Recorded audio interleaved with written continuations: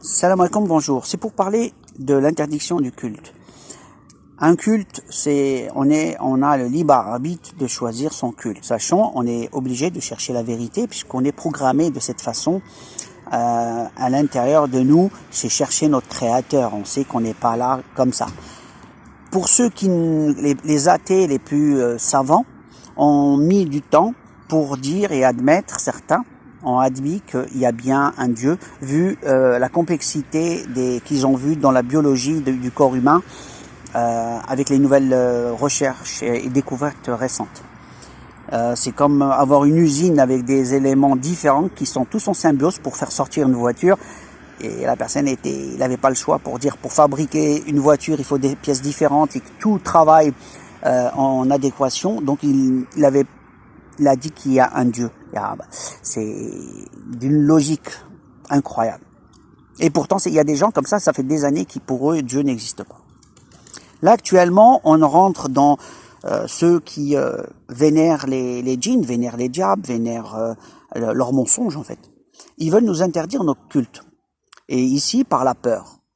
La soumission par la peur. Ils vont nous mettre des lois et des interdits de partout. Voilà, interdit de faire un culte. Et pas directement, toujours indirectement. C'est fastidieux parce qu'ils vont pas te dire interdit de manger, ça se fait pas. Ils te privent de manger, tu manges pas. Hein. C'est à peu près la même chose. Donc les interdictions sont pas directes, sont toujours indirectes. Par des peurs, tu ne bouges pas, tu ne fais pas, t'as peur. Donc là actuellement, l'intelligence artificielle va prendre tous les boulots et va prendre le dessus sur les propriétés, sur les biens.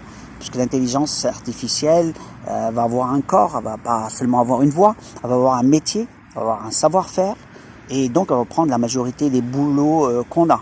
Avec le corona, la plupart sont isolés beaucoup de boulots, ils vont être remplacés par des machines. Une fois faites ces machines, faut savoir que certains ont même il y a un qui a eu la nationalité, donc il aura les mêmes droits, c'est aux Émirats qui il a été acheté, il lui a donné la nationalité. Donc on a un robot qui a une nationalité d'un pays. Donc il a les mêmes droits que ce pays, les mêmes droits qu'un humain. Et c'est un robot. Donc voilà où on rentre le début de ce siècle, quand on dit début de ce cycle plutôt, qui est un cycle nouveau. Quand on dit nouveau ordre mondial, c'est l'ordre dans lequel ils ont décidé de mettre donc les machines au-dessus des humains. Et parce qu'il y a une promesse, c'est qu'Iblis a dit que il le voyait comme ça, c'est qu'il les djinns, il disait que l'humain est plus bas que lui, en parlant d'Adam, et qu'il n'a pas à s'agenouiller puisque Allah a donné l'ordre de s'agenouiller devant Adam. Et il l'a refusé. De ce refus est né, il a dit que donc qu'il allait s'attaquer aux humains. Et les humains, donc là, on voit le fruit de son travail qui est en train de s'accomplir dans le sens, comme pour le veau d'or. Là, actuellement, c'est l'isolement des gens qui ont du culte. Hein. Ils vont être vraiment attaqués de partout.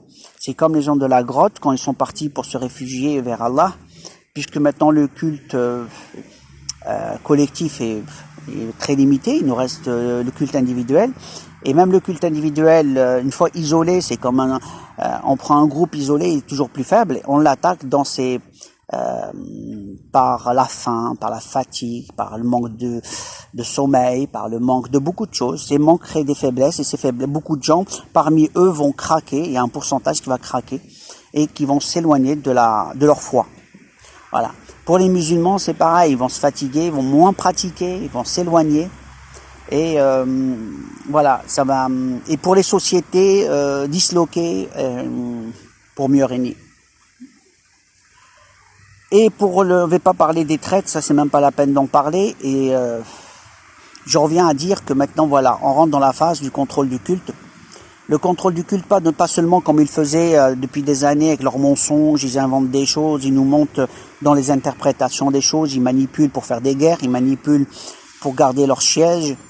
Et je parle maintenant du contrôle de l'esprit. Et ce contrôle-là est faisable comme pour l'hypnose et ainsi de suite. Il y a aussi des produits chimiques qui rendent les gens beaucoup plus dociles, comme des moutons.